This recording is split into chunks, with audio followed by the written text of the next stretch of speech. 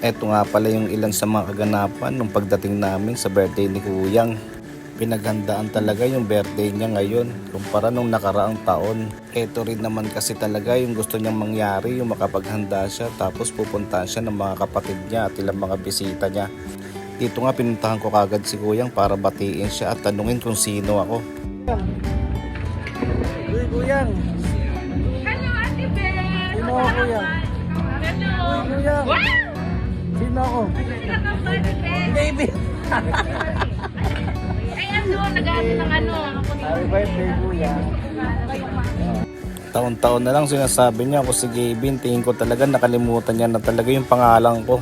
Dito naman nilapitan siya ni nanay at ilan sa mga kapatid ko para batiin ng happy birthday si Kuyang. Happy birthday! Masayang masaya nga si nanay dahil nakita niya ulit yung panganay nila na si Kuyang. Pansin na pansin ko kay Kuyang yung saya niya sa bawat kamag-anak na dumarating. Dahil bihirang-bihira nga niya makita yung mga kamag-anak niya. Madalas talaga sa tuwing birthday niya lang kami nagkikita-kita. Nilapitan ko nga pala rito yung pinsang ko na madalas kong kasama nun sa tuwing nagbabakasyon ako dito kila Kuyang. Ito nga pala si Ate Grace o yung bunsong kapatid ni Mama Beth nyo. Si Ate Grace. Duko! Kamukha pa si Gavin. Sir Gavin! Akala talaga nung ibang bisita ni Kuyang ako na si Gavin. Ito naman si Alab, naiinip na. Gusto niya na makita sila Sir Gavin. Sir Kevin. Oo nga, mamaya. Maaga pa eh. Hintayin mo. Nakita ko nga pala rito sa bandang likod na tinatadtad na yung lechon kaya nilapitan ko para maikurot ako. Dumating na nga rin dito yung isa pang kapatid ni Kuyang na babae na si Ating Bioli.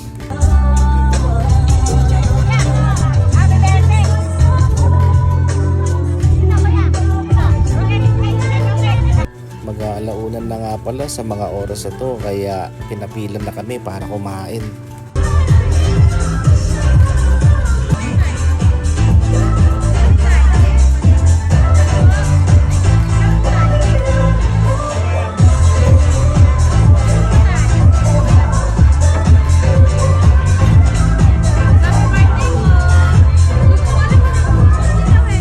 Habang kumakain nga kami, biglang dumating si Ate Sabet o yung Mama Beth nyo.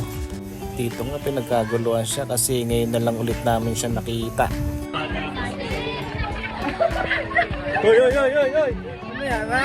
Hoy, ano yan? Ano yan? Nakakagulo kayo dyan.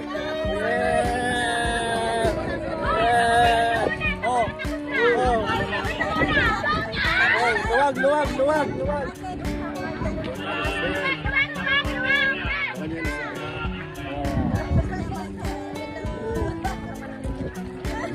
Lamat! Hi, pa! Pasukin nyo kaya yan. Pasukin. Ay, masaya.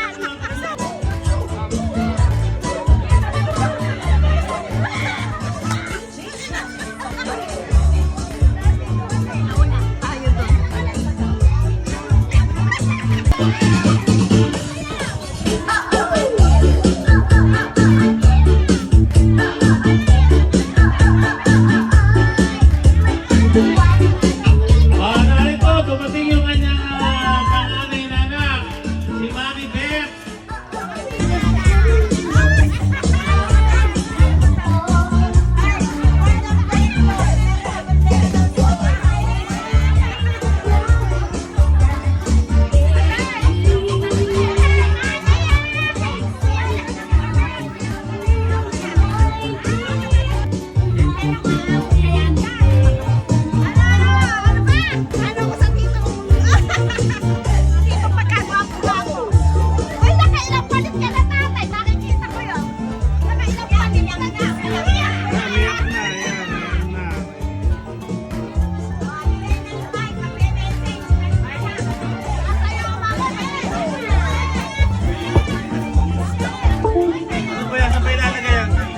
Message mo sa lolo mo.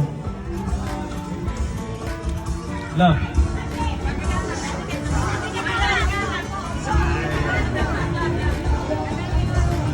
Happy birthday kay lolo, ayan. So, Sana mababa ang buhay mo para mas marami pang chicks. Yun, mag-kiss oh.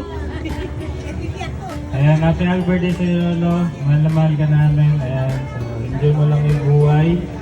Ayan, nakasama yung mga kapatid mo, pamilya mo. So, mahal na mahal ka namin, Lolo. Happy birthday. Happy birthday.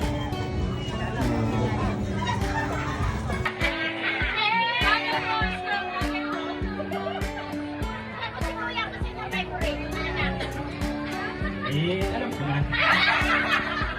Yung paborito ka po, alam ko na. Paborito. Parehas lang. Lahat. Lahat mahal mo. Ako rin ganun. Lahat yung mahal ko. Huwag nyo kalilimutan, ha? Huwag nyo kalilimutan. Susunod. Kampanya. Kampanya.